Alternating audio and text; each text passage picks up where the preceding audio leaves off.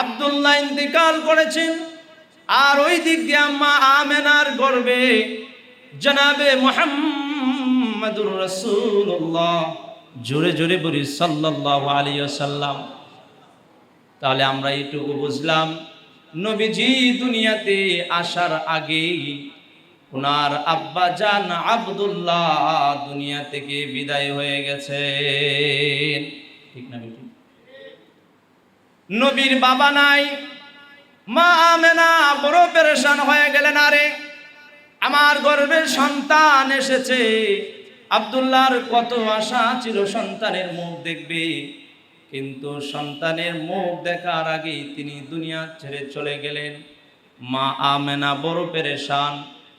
নবীজির দাদা Abdul Muttalib নবীজির মাকে সান্ত্বনা দিলেন, বললেন, এ আমার সন্তানের বধূ, শুনে রাখো, তুমি পেরেশানি হয়ো না, টেনশন করো না, আমি তোমার পাশে আছি, তুমি কোনো পেরেশানির ভিতরে পড়ো না। আব্দুল মুত্তালিব নবীজির মাতা মা আমেনাকে সান্ত্বনা দিচ্ছেন। দিন যতই যাচ্ছে মা আমেনার গর্ভের বাচ্চা ততই দুনিয়াতে আগমনের জন্য অপেক্ষা করতেছে। সুবহানাল্লাহ বলে। মা আমেনা বলেন, আমার গর্ভে যখন মুহাম্মদ সাল্লাল্লাহু আলাইহি ওয়াসাল্লাম আসলো, আমার গর্ভে যখন বাচ্চা আসলো, আমি একটা নূর দেখতে পেলাম, যেই নূরে আলোকিত হয়ে গেল গোটা সমাজ। বলেন সুবহানাল্লাহ। যেই আলোয় সিরিয়ার রাজপ্রাসাদ গুলো আমার চোখের সামনে স্পষ্ট দেখা যাচ্ছিল। সুবহানাল্লাহ।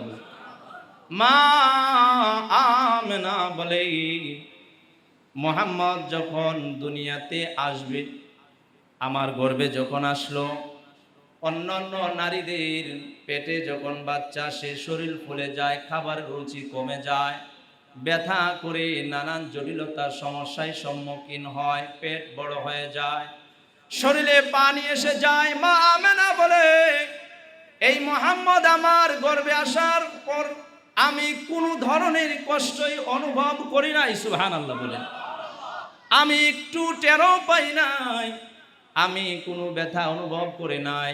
আরে মুহাম্মদ যখন দুনিয়াতে আসবে, আসার আগেই আমি স্বপ্নে দেখতাম কে যেন আমাকে বলতো, একটা কণ্ঠ আওয়াজ আসতো, বলতো, হে আমেনা, আমেনা শুনো, তোমার গর্ভে যে বাচ্চা রয়েছে সেটা উম্মতের নেতা হবে। সুবহানাল্লাহ।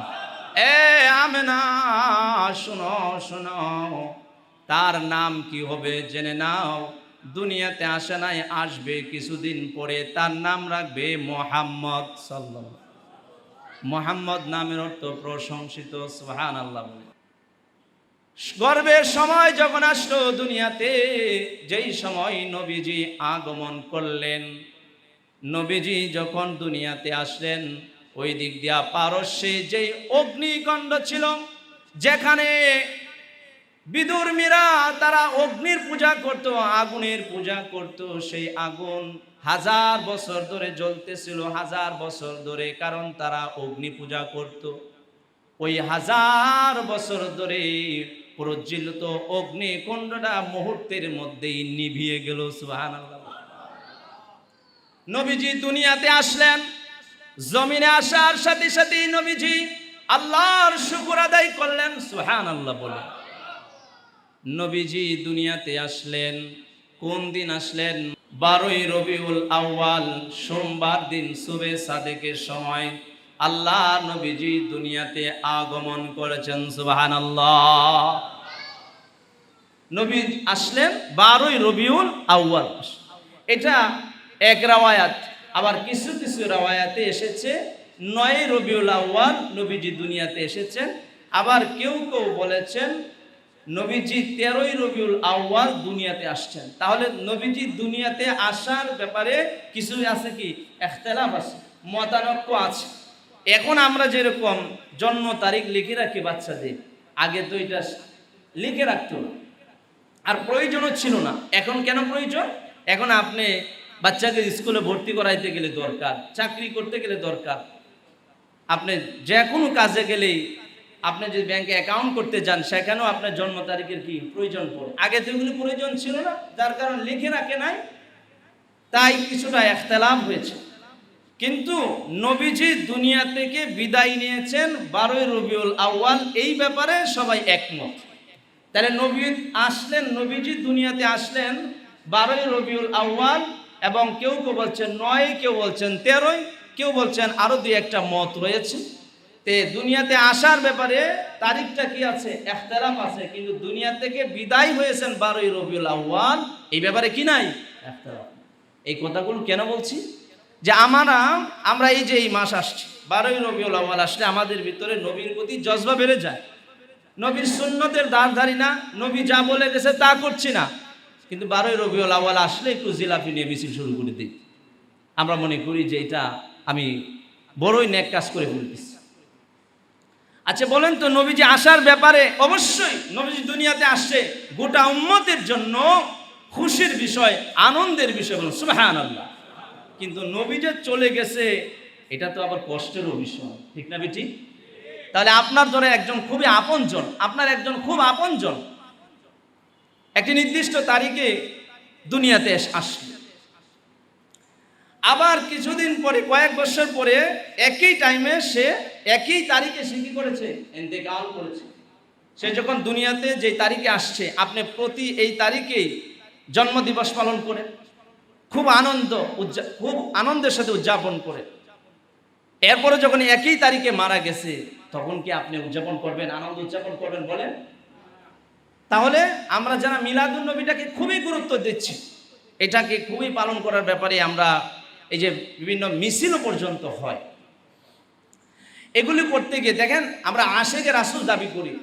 আমরা কি সাহাবায়ে কেরামের চেয়ে আশেকে রাসূল বেশি? বলেন, সাহাবায়ে কেরাম চেয়ে বেশি আমরা কি নবীকে ভালোবাসতে পারছি? সাহাবায়ে কেরাম, রসুল বলছেন সাহাবীরা হাজির, রসুল বলছেন চলো যুদ্ধে, সাহাবায়ে কেরাম হাজির, নবীজি বলছে জীবন দাও, লাব্বাইক, জীবন দিয়ে দিয়েছে, সুবহানাল্লাহ বলে। তারা নবীজিকে কেমন ভালোবাসতেন, হযরত তালহা রাদিয়াল্লাহু তাআলা আনহুর একটা ছোট্ট ঘটনা থেকে আপনারা বুঝতে পারবেন। যুদ্ধের ময়দানে শুরু হয়েছে, শত্রুর পক্ষ থেকে আক্রমণ করতেছে, নবীজিকে তীর মারতেছে চতুর্দিক থেকে। তিনি নবীজির বুক মুবারকের সাথে নিজের বুকটা জড়িয়ে এর ঝাপটি মেরে ধরে নবীজিকে বলতেন, ইয়া রাসূলুল্লাহ, আপনি নড়াচড়া করবেন না, যে দিক থেকে তীর আসুক সবগুলো তীর আমি আবু তালহা গ্রহণ করব, আপনার শরীরে যেন একটা কাঁটা বিঁধতে না পারে। আল্লাহু আকবার বলে। জিজ্ঞাসা করা হলো, এ তালহা, নবীজির সিনা মুবারকের দিকে তোমার সিনা মুবারকটা দিয়া তুমি নবীজিকে ধরলে, তুমি তো ইচ্ছা করলে শত্রুর দিকে তোমার সিনাটা দিয়া নবীকে পিছন দিয়ে রাখতে পারতে। আবু তালহা রাদিয়াল্লাহু তাআলা আনহু জবাব দেয় যে আমি সামনে থাকবো, আমার নবীজি পিছনে থাকবে, এই পরিমাণও আমি সহ্য করতে পারি না। সুবহানাল্লাহ। কেমন আশিক ছিলেন, নিজের জীবন দিয়ে দিছে। যে আমরা রসুলকে ভালোবাসবো কিভাবে, রসুলের আদর্শ গ্রহণ করব। নবী তো এখন নেই, তা আমাদের ভালোবাসা হবে নবীর আদর্শকে আঁকড়িয়ে ধরবো, এর মাধ্যমে আমাদের নবীকে আমরা পেয়ে যাবো। সুবহানাল্লাহ। তো মিলাদুন নবী পালনের বিষয় না, কারণ কোনো মানুষ এটা পালন করতে পারবে না। কিভাবে? নবীজি যেদিন আসলো দুনিয়াতে, ওই যে বললাম পারস্যের অগ্নিকণ্ঠ নিভে গেছে, নবীজি দুনিয়াতে আসছেন, আমরা দুনিয়াতে যারা আসছি আসার পরে খতনা করা হয়, আর নবীজি পেট থেকে আসছেন খতনা অবস্থায়। সুবহানাল্লাহ। এটা কোনো মানুষের দ্বারা সম্ভব? বলে সম্ভব না। তাহলে আমরা নবীজির জন্ম বিষয়গুলো আলোচনা করব, আর নবীজির নবুয়ত প্রাপ্তির পরে যে জিন্দেগিটা উনি কোরআন পেয়েছেন এবং তিনি যা বলে গেছেন সেগুলোকে আঁকড়িয়ে ধরবো, এর মাধ্যমে আমরা নবীকে পেয়ে যাবো ইনশাআল্লাহ। আল্লাহ আমাদের সকলকে সহি বুঝদান করে, বলেন আমিন। বলছিলাম নবীজি আসলে দুনিয়াতে, কাফেররা, কুরাইশ নেতারা মক্কার কাবার পাশে বসে মিটিং করতেছে, নানান জনের গল্প করতেছে। এক ইহুদি পণ্ডিত দৌড়ে আসছে, এই তোমরা বসে গল্প করতেছো, কি করব? কই তোমাদের কারো ঘরে কি আজকে কোনো সন্তান জন্মগ্রহণ করেছে? আমরা তো জানি না। হ্যাঁ, তোমরা জানো না, খবর নিয়ে দেখো, আজকে বিশ্ব নবী আগমন করেছে। সুবহানাল্লাহ বলেন। কুরাইশ নেতারা শোনার পরে বলল, কি বলো? হ্যাঁ, তাওরাতে লেখা ছিল, জাবুরে ইনজিলে লেখা আছে, বিশ্ব নবী দুনিয়াতে এই সময় আসবে। আর নবীজি আসার পরে তোমরা যে মূর্তি পূজা করো, অগ্নি পূজা করো, মাছের পূজা করো, গাছের পূজা করো, সূর্যের পূজা করো, এই সকল কুফরি নাফরমানি শিরকি সব বিশ্ব নবী মিঠাইয়া দিবি। আল্লাহু আকবার। এই জন্যই কবি বলেন, मोहम्मद ने आकर कुफर को मिटाया, कुफर को मिटाकर सदाकत बताया।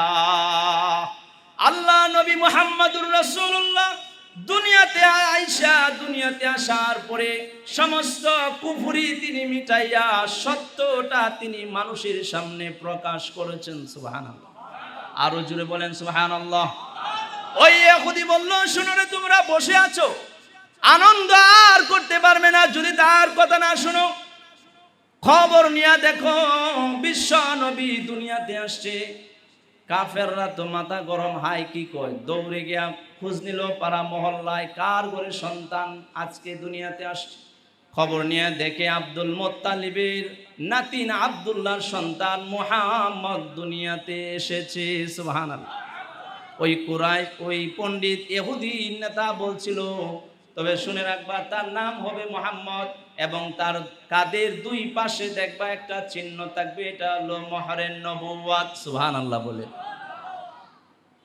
এই কথা বলার পরে খোঁজ নিয়ে যখন দেখলো মুহাম্মদ, হ্যাঁ ঠিকই সন্তান একজন আসছে, এবার তারা ওই ইহুদিকে গিয়া খবর দিল, রে ভাই ভাই, আপনি যে বলছিলেন হ্যাঁ একজন সন্তান আব্দুল্লাহর ঘরে আব্দুল মুত্তালিবের নাতিন হয়েছে, কয় আমাকে নিয়ে যাও।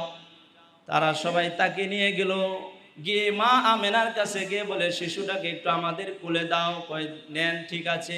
কোলে নিয়ে দেখে জামাটা পিছন দিয়ে খুলে দেখে, যা ওই ইহুদি যেভাবে বলছিল হুবাহু মোহরে নবুয়াতের চিহ্নটা রয়েছে। সুবহানাল্লাহ। মুহাম্মাদুর রাসূলুল্লাহ সাল্লাল্লাহু আলাইহি ওয়াসাল্লামকে মা আমেনা পেয়ে, মা আমেনা বলেন দুনিয়াটা আলোকিত হয়ে গেল। মা আমেনা বলেন, মুহাম্মদ যখন দুনিয়াতে আসছে, আরে আমার চোখের সামনে স্পষ্টভাবে সিরিয়ার প্রসাদগুলো ফুটে উঠছিল। সুবহানাল্লাহ।